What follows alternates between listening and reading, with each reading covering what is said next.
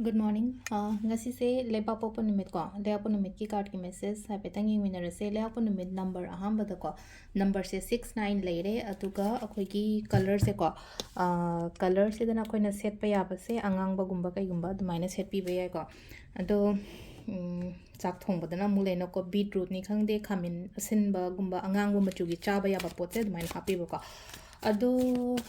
ಸಿದಾಗಿ card ಅಹum ಕತಂಗ ತೋಸೆ ಕೋ card ಅಹum ದುದಗಿ ಅಮ್ಮ ಚೂಸ್ ತೋಬಿರಸೆ ಕಾರ್ಡ್ ನಂಬರ್ 1 ಕನ್ಸಿಡರ್ 2 ಕನ್ಸಿಡರ್ ನಟ್ರಗ 3 ಕನ್ಸಿಡರ್ ಕೋ ಅಮ್ಮ ಅಹum ದುಗಿ ಮನುಂಗ್ ಸಿದ ಅದುಗ ಟೈಮಿಂಗ್ ಅಫಬ ಸಾಯ್ ಪೆದಿ ಯಂಗಸೆ ಕೋ ngasiಗಿನ ಟೈಮಿಂಗ್ ಅಫಬ ಕೆ ಲೆಗೆ ಹಬದೋ card number 1 card number 2 and card number 3 co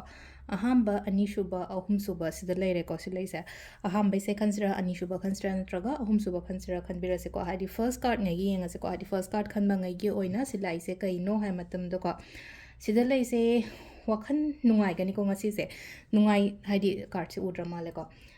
wakhan nungai gani imung manung mari mata pun ba khot po ro chin naw pun na lemina ba khot mina ba attachment ama kari ma leibo ko adumaina gumba lere ko success gumba kai gumba adumaina piri ko sida dress se haita amu ba khatang avoid taw ko adunga sai gi si se khoina kaino oi bane la po angang ba set lo ko lo ba hai bu budi hai na ko amu ba set pi kanu ko ngasi gi oina aduga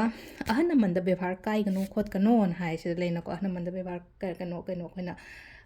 कायबीदब को अदुमाय तौरगा अमा लेरे को हाइदि respect थम्बियो को इमा इपा ओइरो आइगी मथक थोंबो ओइरो इचे ओइरो दादा ओइरो को अदुमाय तौरगा my तौर लेर को अहांबगी कार्ड सिना को अनिशुब कार्ड से सिदा लेजे खितंग पैसा नुसागी प्रॉब्लम्स गुंबा कई गुंबा अदुमायना हाइदि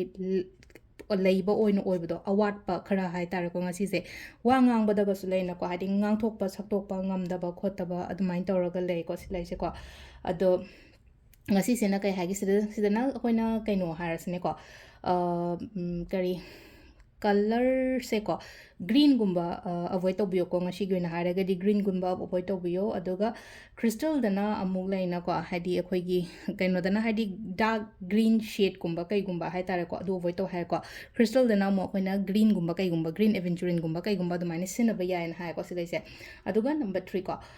number 3 sina silai se hadi afaba changak pa khotpa du mine to oire ko ngasi gi se day of prosperity ena lai ko adong sida aina hotna jargi ba aina tawgi ba khot ki ba mayam du gi mahai chaba khotpa du mine to se yong card jang ka hai lei mayam ma khomjan ba khochan ba oina he ga hadi basket am da hapai mong da taise aduna aina na hangai hotna jarei ba kholei ba adum ba mayam do ko aduga amana hai tare ko hangapan machugi pot ama heta use to kholo hai ko dress set pamatam da crystals daga har ga so hangapan machugi crystals gumba kai gumba citrine yellow topaz karamba adumaina gumba sinabi bai ko aduga amana kaino harasine ko